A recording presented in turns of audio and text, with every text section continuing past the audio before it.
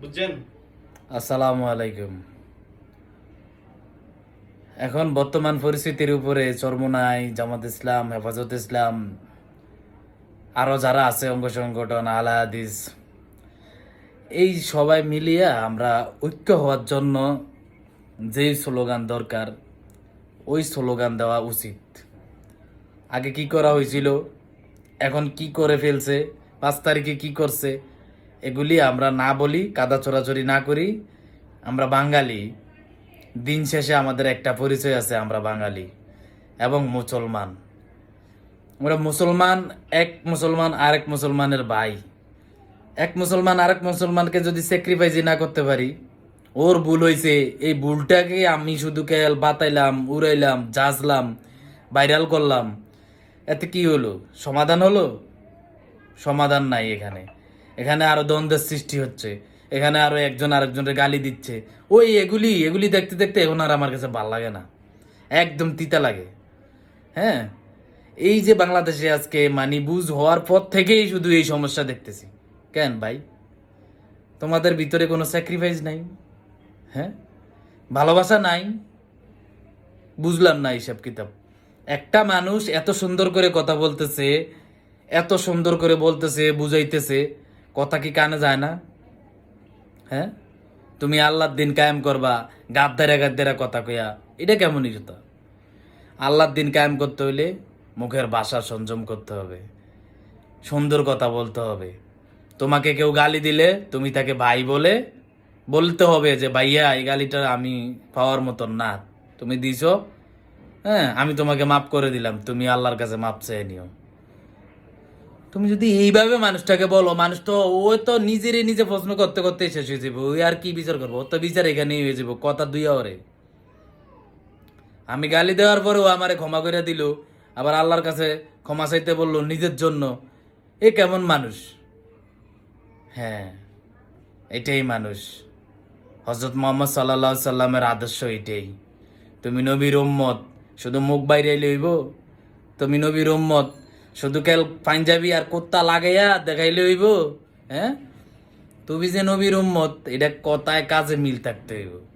তুমি যে নবীর উম্মত এটা কাজে রূপান্তরিত করার নামই হইছে যাইয়া নবীর উম্মত, নবীর আদর্শ, নবীর সুন্নত, যাই বলেন না কেন।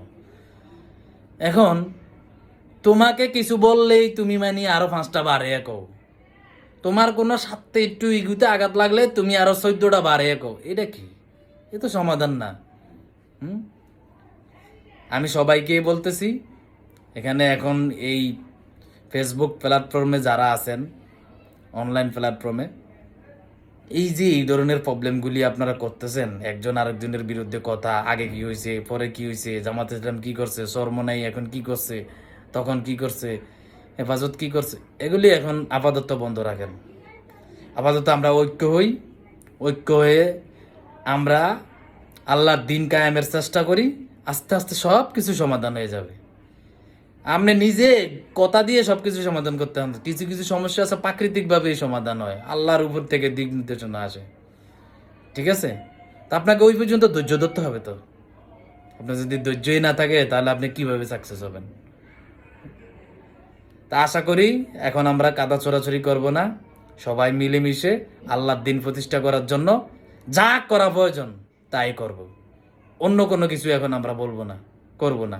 ওই নামাজ নিয়ত ছাইরা করে, ধৈর্য করে, উল্টিয়া করে, এগুলি এখন বলার সময় না। ওটা ওর ব্যক্তিগত বিষয়। ও যদি ও যদি এই জিনিসটা না বুঝে, আপনি ওটা পরবর্তীতে বুঝাইবেন। আগে এখন এই মুহূর্তে এগুলি সমাধান করার বিষয় না, এগুলি সমাধান করার সময় আছে।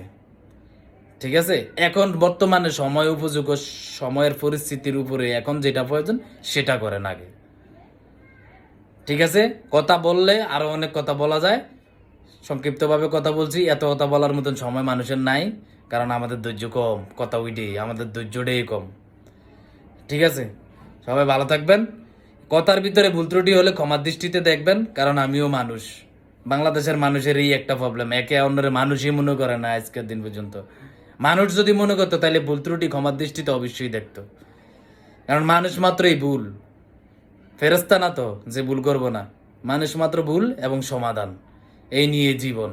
আপনি একটা আপনার পরিবার যেভাবে চালাচ্ছেন ঠিক সমাজটাকে ওইভাবে চালাইতে হবে, সমাজটাকে থেকে রাষ্ট্র, ঠিক আছে, রাষ্ট্র থেকে পৃথিবী, এভাবেই চলতেছে। আমরা মুসলমান হয়েও এই ধরনের কথাগুলি, এই ধরনের হাদিসগুলি জানা সত্ত্বেও আমাদের ইগু এত বেশি, আমরা এটা বাস্তবায়ন করতে রাজি না। অথচ খ্রিস্টান ইহুদিরা তারা একে অপরের প্রতি সহনশীল, ভালোবাসা মহব্বতে ভরপুর।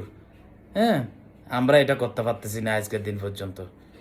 তো আল্লাহর কাছে দোয়া করি যেন সবাই একত্রিত হয়ে ভালোবাসা দিয়ে আল্লাহর দিন কায়েম করতে পারি।